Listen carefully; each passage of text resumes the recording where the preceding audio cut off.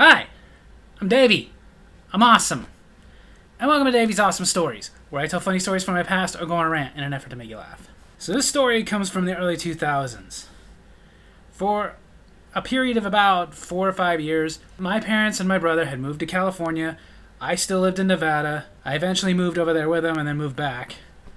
But in between that time, there was a time I got to come out and visit for the holidays, which was nice.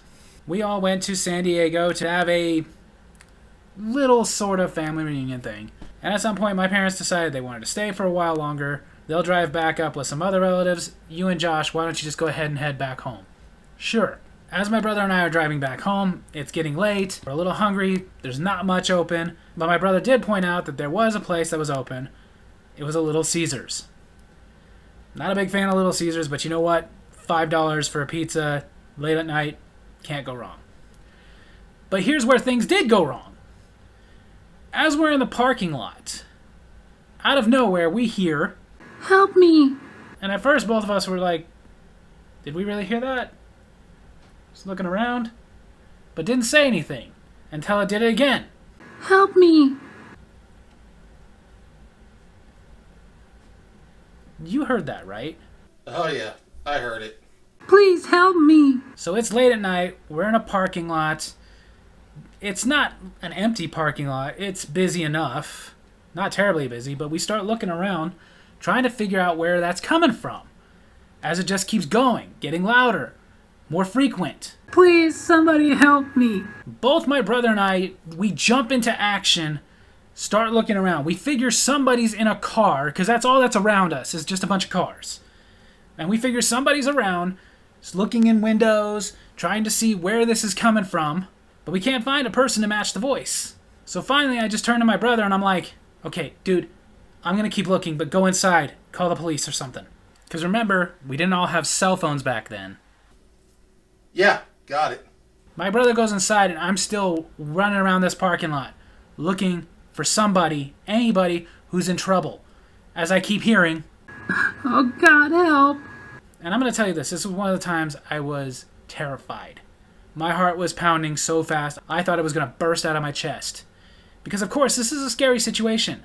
Somebody's in trouble, I need to help them. Am I going to be able to help them? I don't know what kind of trouble they're in. Sounds like somebody's being attacked. But by how many people? How big are these people? Do they have weapons? I didn't have one. But I can't just ignore it. And then as I'm looking around, panicking, desperately trying to find this person, it finally occurs to me. Call out to them. Some of you may be already going like, why didn't you think of that sooner? Tell me how quickly you think of stuff like that when you're in a situation like this. Especially because, to be fair, this was pretty quick. Me describing this situation is going to take way longer than the actual situation happened. It was probably a couple of minutes. But I start calling out because it occurs to me. Not only might they answer, but it might scare their attacker away that they're about to get caught. So I yell out, "Where are you?" "Help me." "I'm coming to help, but where are you? Call out." "Please help me." "I want to help you, but where are you?" "Please, somebody help me." "Where are you?" It's at that moment that somebody comes out. Doesn't say a word to me, just walks over to a car nearby and goes,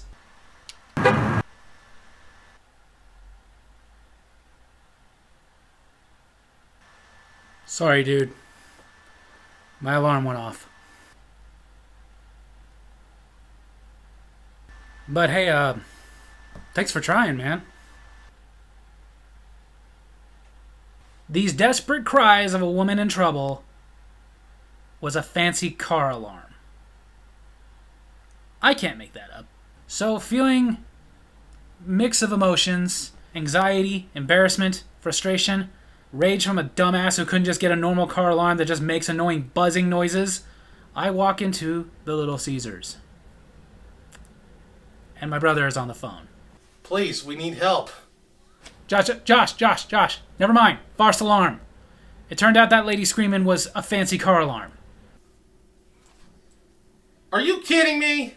Yeah. Some guy just came out, clicked a button, it went off. It was his car alarm. You serious? Dude, I know. I'm just as pissed as you are. Yeah, funny thing. It was just a car alarm. Wait.